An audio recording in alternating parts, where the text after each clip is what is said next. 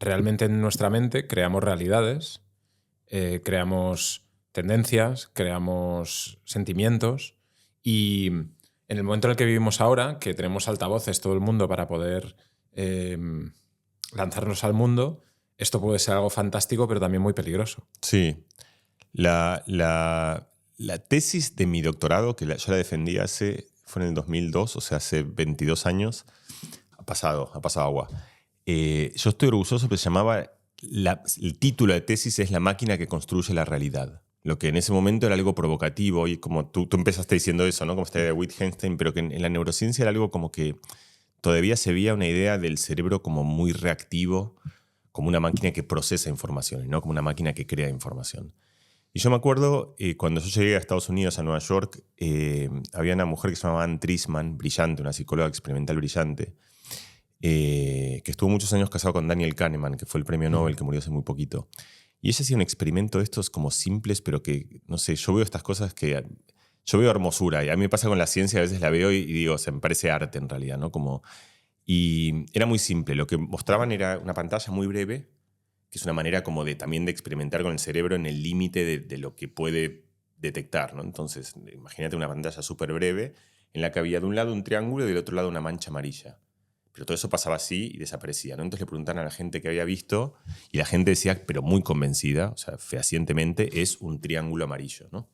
Entonces habían fundido la información que tenían por ahí, tenían un triángulo por un lado, amarillo por otro lado, todo había pasado muy rápido y el cerebro construye una historia que es como la historia más plausible con los datos que tiene. O sea, es como que en algún lugar es muy sofisticado y eso se llama hacer como inferencia bayesiana, ¿no? Que es como de tratar de reconstruir la realidad de la manera más plausible posible, ¿no?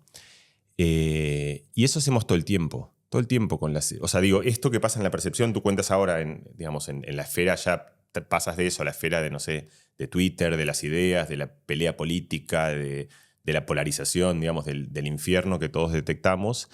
Y tiene esa raíz, tiene la misma raíz que es nuestra capacidad de, a partir de datos muy escasos, construir realidades muy firmes, donde tú eliges, a lo mejor que eliges estos tres datos, ¿no? El amarillo, el triángulo y alto, y yo elijo que también va por ahí, rojo y cubo, y entonces yo tengo una realidad muy, muy clara, la veo, y está bien porque la estoy viendo a partir de datos y tú estás viendo otra realidad, y no hay manera que nos pongamos de acuerdo, salvo que hagamos ese ejercicio de darnos cuenta que yo estoy viendo una porción muy pequeña del mundo y tú otra, y que a lo mejor tenemos que ensanchar lo que vemos.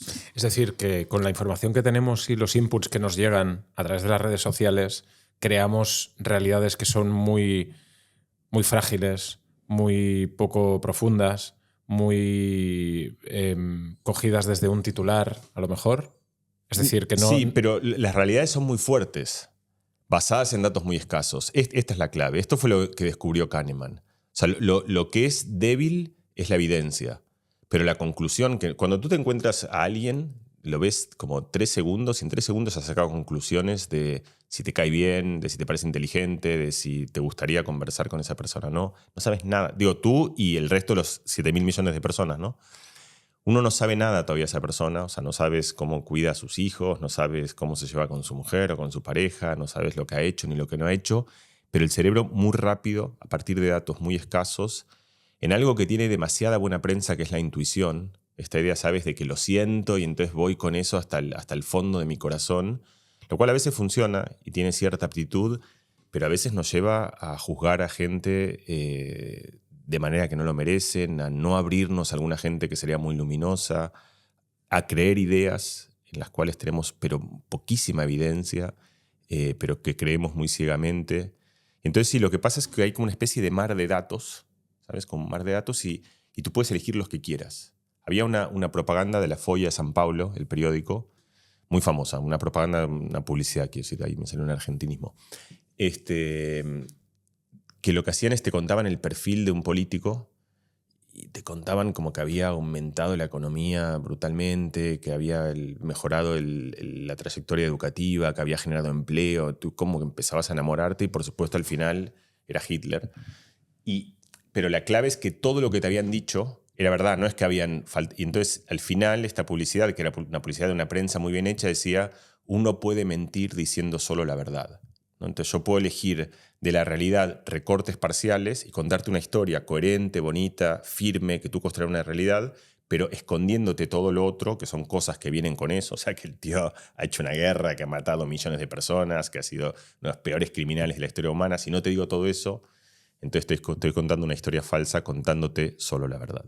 ¿Y tú crees que ese es uno de los principios en los que ahora vivimos en redes sociales, medios de comunicación y los políticos están utilizándolas? Es decir, yo, por ejemplo, analizaba el otro día con las elecciones americanas cómo los presidentes que han conseguido llegar a ser presidente de Estados Unidos han sido los que han sido capaces de dominar el discurso o los medios de comunicación del momento, ¿no? Y pues dominaron la radio, dominaron la prensa, dominaron la televisión y ahora había un análisis en el que hablaba de cómo Kamala Harris y Donald Trump habían hecho su juego para dominar los medios y Donald Trump había ido a un sector que es el podcast y había hecho muchísimos podcasts y había tenido muchísimos más impactos que Kamala Harris utilizando otra vía, ¿no? Entonces, el poder de él adueñarse de un medio o jugar con ese medio y crear una realidad y unos discursos y unos mensajes que han calado en el electorado, eso es real. Sí, claro, es real y además los políticos han entendido algo que la mayoría de la gente no entiende, que es, tú decías al principio, ¿no? que hacia donde veías esta conversación es una conversación sobre la comunicación, ¿no? Y cuando uno comunica con alguien hay una pregunta que nadie se hace en general, que es ¿por qué lo haces? ¿No? Pero cuando uno habla, por ejemplo, cuando tienes una discusión con tu pareja, con tu hijo o en la calle, con alguien que te has tropezado y que te pones a hablar, muchas veces uno empieza a esgrimir razones, ¿no? Como yo te he dicho esto y el otro, y uno se va a lo mejor contento porque ha dado mejores razones y ha ganado la argumentación, pero a lo mejor esa no era la razón de ese intercambio. A lo mejor la razón de ese intercambio era que la otra persona se sienta bien, o sea, a lo mejor tú le has convencido a tu pareja de que tenías razón, pero la otra se ha ido llorando y era mucho más importante en realidad que eso no pase. Y hay un montón de cosas que se nos olvidan porque saltamos muy rápido a esta idea de que una conversación es para ganarla y ganarla significa tener más razón que el otro. Y estas dos cosas no tienen a veces es el caso, o sea, en cierto tipo de debate político griego era el caso. Entonces, ¿por qué te cuento eso? Porque la conversación política, antaño se creía eso, ¿no? Como tú tenías un debate entre dos personas y el que ganaba era el que había esgrimido los mejores argumentos, ¿no? Entonces tú analizabas los argumentos que había dado uno, los que había dado el otro, pero eso presume algo que no es cierto, que es que el que da los mejores argumentos se lleva más votos. Y muchas veces el que lleva más votos es el que genera más empatía, y a veces el que genera más empatía no es el que gana, sino el que pierde, o el que de alguna manera no se muestra ni soberbio, ni pedante, ni prepotente, o a lo mejor ni siquiera tiene nada que ver con lo que han dicho, sino con cómo lo han dicho y cómo otras personas pueden mimetizarse y sentirse identificados con ellos. Entonces ahí aparece algo que en la comunicación política ya tiene muchos años, o sea, no es nuevo, ahora ha explotado, digamos, pero es algo ya con Reagan, o sea, hace mucho tiempo empieza esto, que es gente que empieza a pensar algo que en la comunicación política es como muy obtuso y uno diría la comunicación política sería mucho mejor si no lo tuviese, que es esta idea de no importa tanto lo que digo, sino lo que importa es que yo tengo un objetivo, que es que quiero conseguir votos y hago lo que tenga que hacer para conseguir esos votos. Y entonces empiezas con todas estas cosas de los sondeos inmediatos, donde para cada tema encuentras algo. No solo eso, sino que lo que empieza a pasar ahora es que lo que le tienes que decir a distinta gente no es lo mismo para ganar su voto.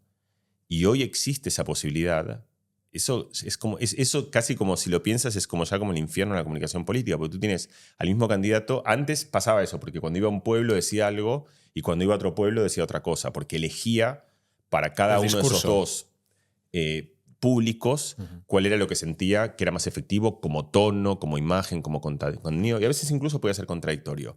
Pero ahora en redes, y más con inteligencia artificial, esas cosas, tú puedes empezar a sacar contenidos que están es el traje a medida de la persona que te quiere escuchar. Totalmente. Entonces, es terrible. Entonces tú empiezas a darle a todo el mundo lo que quiere escuchar, ¿no? Que es un poco lo que pasa en todo el contenido actual. O sea, cuando tú abres una plataforma cualquiera, de TikTok o Netflix o da igual, cualquier plataforma, te está dando lo que presume que tú quieres recibir, ¿no? Entonces eso da como una especie de círculo vicioso. Serotonina, ¿no? Sí, te da lo que tú quieres, pero sobre todo tú no sales de ese lugar, porque cada vez te está dando, es como que, ¿sabes? No hay manera de que tú salgas si cuando han detectado tu punto débil te lo ofrecen todo el tiempo. Es por definición lo que eres vulnerable. Y la política se empieza a adscribir a ese sitio también, donde empiezan a encontrar lugares muy vulnerables. Y eso es como una especie de hack de la democracia, quiero decir. O sea, es un problema de la democracia actual. Creo que es un problema... Bueno, no creo, mucha gente lo ve. Digo, estamos conversando esto porque tú también lo ves y porque lo vemos todos. El que para tomar buenas decisiones hay que tener información de calidad, hay que tener tiempo para pensarla, hay que tener perspectiva. Uh-huh. Y hay algo sobre cómo funciona la comunicación actual en la que nada de eso sucede. Es lo que tú decías del triángulo y la mancha amarilla, ¿no? Que has visto un tuit o has visto una imagen o has visto algo y ya generas una realidad. Sí, te agarras de eso y ni que hablar de eso porque además de eso... Y fuerte. Fuertísima. Porque es esta cosa de que el triángulo amarillo está bien, porque el triángulo amarillo es como una especie de historia que cierra, ¿sabes? Mira, hay un tío que hizo un bulo, o sea, una noticia falsa, pero que la hizo deliberadamente porque es alguien que estudió ciencias políticas y que estudia comunicación justamente y está tratando de estudiar qué hace que una noticia se propague, ¿no? Entonces, él siembra deliberadamente en la red, hace ya un buen tiempo, una noticia que luego se hizo muy famosa porque cuaja, que es que los pájaros, tal como los conocemos, no son reales y que, o sea, los pájaros estos que son, digamos... Palomas. Palomas biológicas y que tienen corazón y sangre y que vuelan y que tienen plumas y que nacen unas de las otras y que son una especie así biológica, eso se extinguió en 1950 y que lo que nosotros pensamos que son pájaros son drones de la CIA teledirigidos. Lo he visto. Que en realidad... Y el tío... Le va increíble, o sea, le va bastante bien. Tiene camisetas de los pájaros no son reales, carteles, adeptos, pero no termina de explotar. Y aquí es lo importante. ¿Cuándo explota esto? Que él se da cuenta que con su historia puede explicar algo de manera muy simple que en realidad es muy difícil de entender. Y lo que puede explicar, que es una genialidad, es por qué los pájaros se posan en los cables eléctricos. Sí. Que...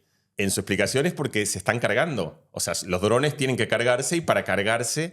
Entonces, como para tú entender por qué un pájaro cuando se posa en un cable eléctrico no se fríe, tienes que entender un montón sobre la física de los circuitos, la resistencia, la conductividad del aire, porque si estás mojado la electricidad circula, la diferencia de potenciales, una cantidad de cosas que son muy complejas y de repente tienes a alguien que te da una historia plausible, que cierra, que es compacta. Esto es lo importante, que es lógica.